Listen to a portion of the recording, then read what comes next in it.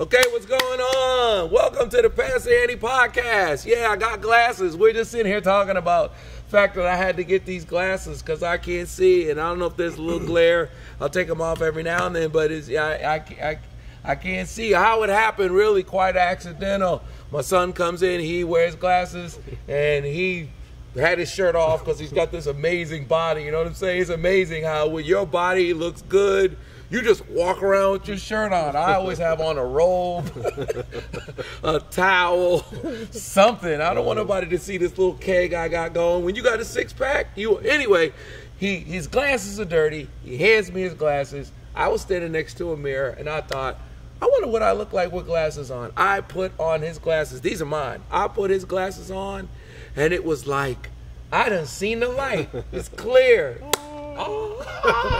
Anyway, welcome to the podcast. So glad you're here. Welcome to the show. Welcome to PTI, everybody. No, welcome to Pastor Andy podcast. So excited that you're here with me today. In case you're just listening, you're not watching, is my main man, my right-hand man. Actually, my operations officer, my chief operations pastor right now. His name is Colin Morgan. He is a serious, no-joke dude. He wasn't always this serious, no joke. But God, I got saved. Look what the Lord has done. Look what the Lord has done. Look what God has done. No, really great guy. We've been in a relationship now for almost 20 years, 18 years now. And we moved here together to start this church, start World Overcomers, and God has done a great thing in us and through us. And so what we're going to talk about some today is young adults ministry and the importance of young adults ministry. One of the things about us here at World Overcomers, and the Lord certainly has blessed us with multiple campuses and thousands of people that come.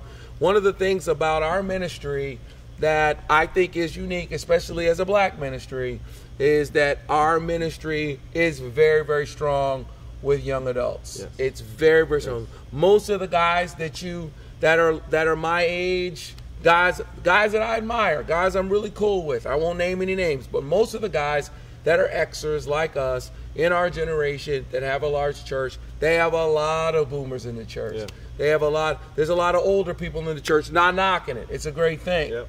And we'd love to have more boomers. Hey, if there's any boomers listening to the podcast, if you have figured out how to get it, if you don't put your analog TV and your cassette tapes down and you're listening to this podcast, come to World Overcomers. We'd love to have some more boomers here.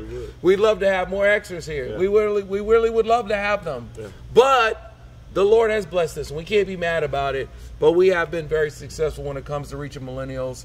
We have been very successful when it comes to reaching young adults. And it's a serious thing for us. And I think really the reason why I wanted you to be here and talk about it today is because really, in my estimation, we've always done it, but I think that the start of us really doing it well was when you really were focused on it about maybe 5, 6, 7 years ago, and you really had a really strong emphasis. And I think at that time, I mean, that was 2012. That was right after we moved into this space. Right. I think young adults ministry at that time was the strongest it's ever been. You know, then you ended up going back, you ended up leaving, going to Florida and working at another large church there. And then the guy we brought in to kind of do young adults, he did okay. He's a good guy. He did an all right job. And then we transitioned it to someone that, it really... We've been prayerful about it. We're hardly mentioning, but we're deleting. All right, and so now it's kind of like, okay, now he's gone, and now we've got new blood coming in. Yes, we do. We got a young guy that's on our way up here now.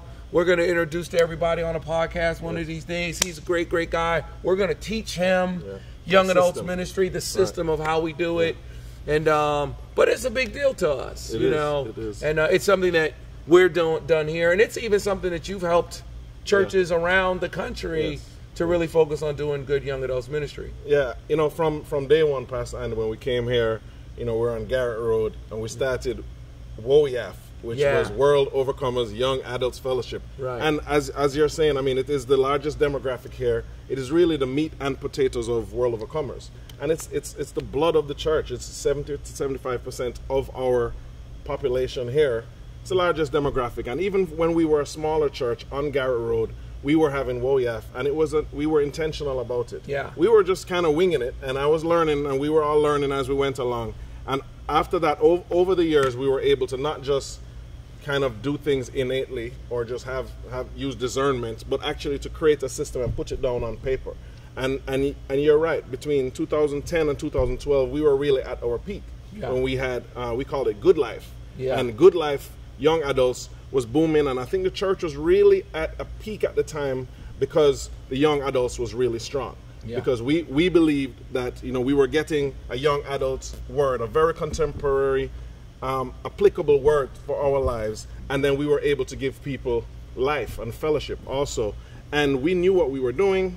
We were just kind of, honestly, it was a lot of the grace of God. It was a lot of gifts and talents and ideas and creativity.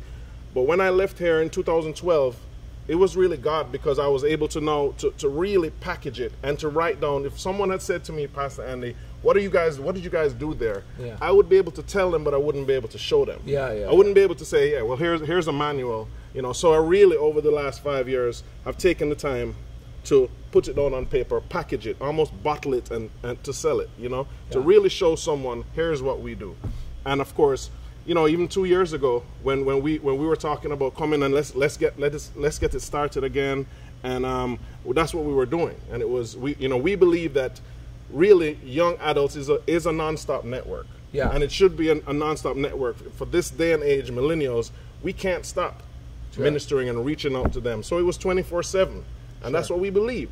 And it was powered by Good Life. And we still believe that the system, now that we've packaged it, we were able to say, okay, this is the system, this is what we're going to use. And we really were just trying to put someone there to just work the system. Yeah. And now that we're older and smarter, we knew what we did it, we were already successful. Now we know what we're doing. Yeah. So it's really exciting. We had some hiccups, and we're still here, and the church is still booming, and we're still doing a great job.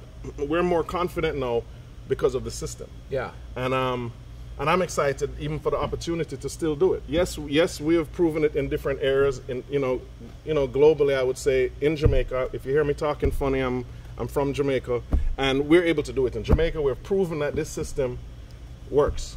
And so I'm excited that we're able to do it. I'm excited, looking for young adult leaders now before we really come out in a few weeks and just and really relaunch it, Pastor Andy. Yeah. The Good Life system, it's going to be 24/7 still. We're still nonstop network, but it's really the Good Life system, and we want it to explode. And it's going to explode again. We're very confident about that because we believe that this system works. It worked before, and it will work again. Yeah. I think for us it's easy too, because I think that we've always, when we started the church, we were young adults. Yep. That's the truth of the matter. Is that, I know there may be somebody that may be listening, hearing us talk about this podcast, and maybe, they're hearing about World Overcomers and the kind of successes we've had. Now we're starting to plant churches and all of that stuff. And we're also doing some consulting. You and I and Morgan and James, and we're doing consulting when it comes to churches and leaders being healthy. Yeah. I'm dealing with the pastors. You're dealing with the systems. Morgan's really dealing with the technical, and we're actually kind of doing some consulting as well. Yeah. But I think that for us, really, when we started World Overcomers, we were young adults. I was 34 years old. You weren't even 30 years old yet. So we were young adults. And so I think that, that's a part of what made World Overcomers a young adults church and a man's church, is that it was men here, it was young adults here. And I think that even now, there's still that representation in the leadership. Even right now, we're sitting here. I'm the senior pastor. You're basically the operations pastor. You're running You and I are two of the oldest guys on staff. Yeah. Everybody else that's in this room around us right now is younger than us. Yeah. These guys running the cameras are babies, okay? They're fetuses. The guys on the camera right now, literally are babies. Now, Morgan is Yolanda. the people that work for us are younger than us. There's a great deal of representation on when folks come to World Overcomers on stage. The leaders, all of the people that lead worship here are younger than us. And so I think that representation of the leadership is a part of it. But I also believe that it really is about a part of what makes us us. And that's why I wanted us to talk about it today, because I think that when people think about World Overcomers or what we're starting to feel like and call a World Overcomers phenomenon, and what we feel like we're building here is certainly in America and eventually internationally. I mean, although we've got a church under us now that's international, we're starting to pick some international guys up. But I think that a big part of it is, I think what folks most notice about us is our worship. Okay, sure, we have very serious, no joke, very alive, active, very, very good worship. It's very intense. Obviously, they understand something about the practical application and the practical way in which we communicate the word, and that is a part of it. But I also think that we can't leave out a significant part of what makes us us, and that is young adult ministry, and how we do it. It has to be done. And I'm super excited because we get to know put the system into play, because as we talk about even expanding and reproducing, we can't reproduce if we don't understand what we're doing. And that's why the system that is in place now, and I call it the good life system, really, where we have to grow with a balanced development. Sure. And I take it from John 14:6, when Jesus said, "I am the way, the truth, and the life." You spoke about way, truth, life on Sunday, but the way, the truth, and the life, what we've done is structured it in a way that the way part, Pastor Andy, is really the practical component of what we do. So this is the young adult system that we're going to put into play. And even here on staff, because we are a young adult church, even some of operations does have this twist. So it has to be balanced. The practical component is showing the way. How do we show the way? Actually, the verb of what we do, PA. And it is pastoral care, mentorship, discipleship programs, really having programs that work, accountability. Are we giving the way to people? Yeah. And are we also receiving way from people? So there's a practical component, and we have to set that up for our young adults, because that is where accountability comes in. That is where we're actually able to make a big church smaller. Yeah. Because people feel that they are cared for, from staff to everyone, visitors. They need to see it and feel it and smell it, that we do care about showing the way. Practical component. Then there's the theoretical component, which is truth, way, truth, and life. Theoretical component is, and what we did even back then without even knowing, you and I sat down in 2010 and said, all right, you do this, and we'll just, because the truth part is theory. What is taught from the pulpit? Really, the way I look at it, Pastor Andy, is what we do on a Sunday. Our Sunday experience is really the truth part. Yeah. Anything else, as we say in Jamaica, is brata, which is the cherry on top, where we're actually able to give people workshops and seminars, and anything that can be taught in that way, theoretical component, practical, theoretical. And one thing that World Overcomers has always done well is that. Yeah. And to be honest with you, the third one is the social component, which is actually events, arts, entertainment, fellowships. This is social, practical, theoretical, and social.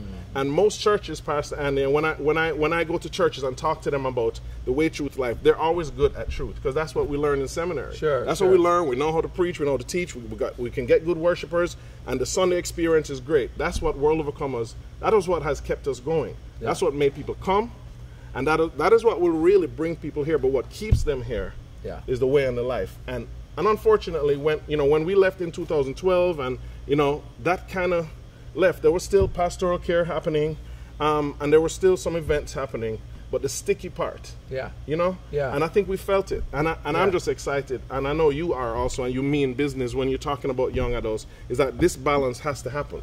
We believe that, we know that the young adults, we're going to really push our way and our life. We already do great truth. I mean, you're giving us the word, and we're doing Sunday services. And I'm excited about just the model and the structure, so that we can actually do that in the different locations. Raleigh, everywhere. So, I mean, I think for us, honestly, I think that it's important. I think even in the way that we do service, because I think they all affect one another. Right. I think how you portray truth is greatly affected by by what's happening in the way, what's happening in the life. Yeah. They feed one another. Because the practical component is us really walking out what you taught us on Sunday. Exactly. But I also think that it's impacted by who you're trying to get there. Yeah. Because I think that at this particular point in time, and a part of the reason why I wanted to talk about this is because I want to talk about this not just as our way, but as the way for the church to really survive and move forward. You know, because I think that honestly, it's a generational thing. And it's why God is using us to do it. Because if you really think about it, I think that boomers were more interested in truth than they were necessarily interested in life. True. I mean, sure, there's always been a social component to church. But I think that with the way that it's happening now, with even the prevalence of the cell phone or the streaming service, it's like people, as great as truth is, people can get truth every day. People can watch me live stream. People can get a good worship. They can get Planet Shakers or What Worship, our worship team, or anybody's. They can get Todd Delaney. They can get my brother, Phil Thompson's My Worship. And in their car have great worship and feel like they're in the presence of God. True. We have to give them another reason to come and be in this. If we're going to fill this room up multiple times like we're determined to do, like we're doing, if we're really going to do that, then it can't just be how good the service is. It can't just be how good the church is. It can't just be how good the preaching is. It can't just be that entertainment value of it. That can't be all it is. Oh, we put on a good show. I mean, that's church, and that's what, in a sense, black people do well. We do church well. We have killer choirs where it was like, sing, honey, we do that well. But I think this next generation is saying to us, yeah, but that's not enough. If you want me to be here, you want me to get up, leave my house, because I get to sit in my house and order stuff on Amazon, and I don't ever have to leave the comfort of my own home. I can watch TV when I watch a show when I want, binge Netflix all day. They'll deliver me food. They'll deliver me clothes. I mean, it's just getting ridiculous. It's just the world is becoming easier and easier to not leave the house. And so it's like, if that's the case, then, I mean, if you're going to get me to get up, put on my clothes, come down to the church, I was glad when they said unto me, let us go to the house of the Lord. Then a part of what has to be in there is it does have to be the way. It does have to be the life. It does have to be, hey, there's something that's missing. And I'm saying that to everyone that's watching, everyone that listens, everyone that's like, oh, podcasts, and even the people that stream with us. I'm so glad you stream. If you stream and you're around the world, hallelujah. I trust you give, because World Overcomers, this ministry, all of this, these guys, these cameras, it's supported by people donating and giving to World Overcomers. And you can always click to give and support us. But if you're in the local area and you just love to stream the service, just understand that there's an aspect of it that you'll never get to streaming. You won't. There's something about the fellowship. There's something about the connection. There are people that met here last night. There were people that were in service last night, and after it was over, they went in fellowship with one another. They went and ate with one another. They had a conversation about how they're applying the word. They met someone that will help them to walk this thing out. You cannot become so individualized that you don't live life. I saw the movie, what's the movie, was it Player? What was the movie, y'all see that movie where the kid's like in a video game? Jumanji? No, not Jumanji. No, it's this other movie. It's like Player One, Ready Player One or something like that. It was a movie that was just out. Just came out just a few months ago. Ready Player One, something like that, right? Did you see it? You didn't see it? Basically, it's like somebody creates a way in which you're like in a video game, like virtual reality, basically. And it's like the whole world, everybody in the regular world, it's like their world is so messed up that they just want to live in this ethereal video world. And I sat there and I thought, we have to be careful that everybody just doesn't just experience everything through this screen. You cannot get love through a screen. You cannot touch a person through a screen. You cannot have sex I mean, no, you can't. No, you can't. You can't. No, you're doing it with yourself. You can't. You can't do it. Yeah. It's just, it's not real. Right. You're not. We're so glad you stream, but get up, put some clothes on, come to the house of God, worship, and meet somebody, talk to someone, have an interaction with someone. Understand that the greatest commandment is to love the Lord your God with all your heart, with all your soul, with all your mind, with all your strength, and to love your neighbor as you love yourself. Right. And you don't have a neighbor if you're just sitting there watching through a screen. And to me, Pastor Andy, what we're doing now is we're training some leaders, you know, to really, it's a committee of young adults. And because we're not just trying to revamp a ministry. And we spoke about this. I don't really want a young adults ministry. Right. It's a network of young adults that, because if you call it a ministry, then people might feel they're a part of this or they're not a part of it. We really are supporting the entire church. Sure. So we have people who are coming in to be a part of the network that's still serving Old Kids, that's still serving One Life, that's still serving media. And that is the point. It is a non-stop network, so you can get Way Truth Life. And when we talk about the Way Truth Life structure, it's not just about having it on paper, it's really being intentional about living it. So you should almost feel like, you know, there's a lot of truth. Like you mentioned last night, there's a group of people, they'll come in here, they'll receive, and then we go and eat. And you should always feel, when do I need these? Both of these camera guys were there with us last night, the young adults, at a restaurant. So you should feel, I need some more way, I need some more life, I'm getting truth, or vice versa. The truth is still important. But you have to think in that way. And Pastor Andy, it's not just for, you know, you're streaming a lot and we're telling you to come in so for what you can receive, but it's not just that. What we're training young adult leaders now is that they have to be able to identify their gifts, own it, and use it. Yeah. So that you can come, because we're pushing people to understand that it's not just about what you can get. We need you here because there's someone here for you to weigh with or to life with. You know, you can't be selfish with your gifts. Identify it, own it, and use it. I owe you. You know, I feel like I owe God my gifts, and I feel like there's stuff that I have to give. The way I live, Pastor Andy, right now is that I can't keep this gift because I owe it to God. Right. And I owe it to you. I owe it to the people who are here. So why would I just stream? Streaming is great. It's a convenience. When you can use it, that's fine. But listen to me. Come on out and be a part of it. Be intentional about understanding the appetite, which is really Way Truth Life and keeping balance. Because if you don't do it in that way, you're gonna grow up funny looking. Yeah. You know. Yeah. It's a smart thing to do, and it's the right thing to do, and it's a tasty way to do it. And I'm super excited about it. I really am, and I think that it's not just about us. It's about the way that the church is gonna move forward and grow in the future. And I think that, you know, for everyone that's listening, watching, everyone who's thinking, wow, listen, we're available to talk. We're trying to help.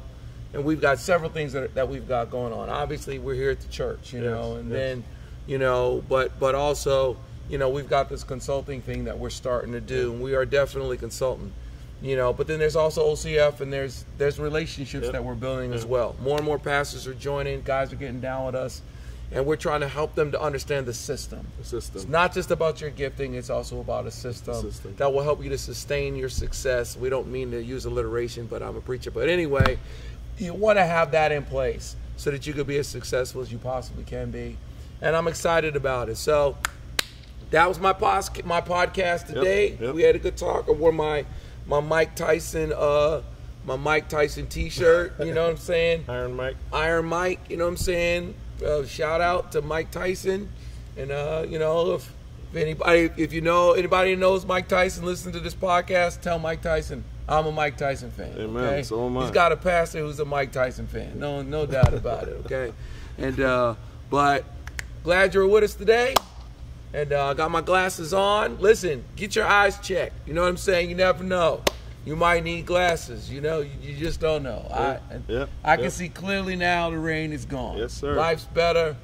And Morgan's still here, you know. And so what can go wrong? Morgan's here. Go wrong? Morgan's here. But before we go, Pierre, I just want to implore anyone who's watching this, you know, it's so easy to come here and you're a young adult. I have met young adults, Pastor Andy, who have been here for years, who just never thought to come and be a more active with young adults. We need you. You know, we need all the gifts. Every time I speak to someone, there's something about you that we need. So it's for you and it's you for us. So come on out, come and join us. We listen out pretty soon.